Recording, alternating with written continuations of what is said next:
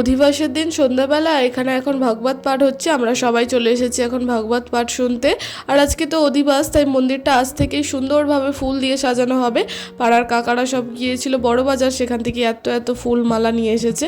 এখন ভগবানের আরতি হয়ে গেছে আর তারপর সবাইকে প্রসাদী দেওয়া হয়েছে।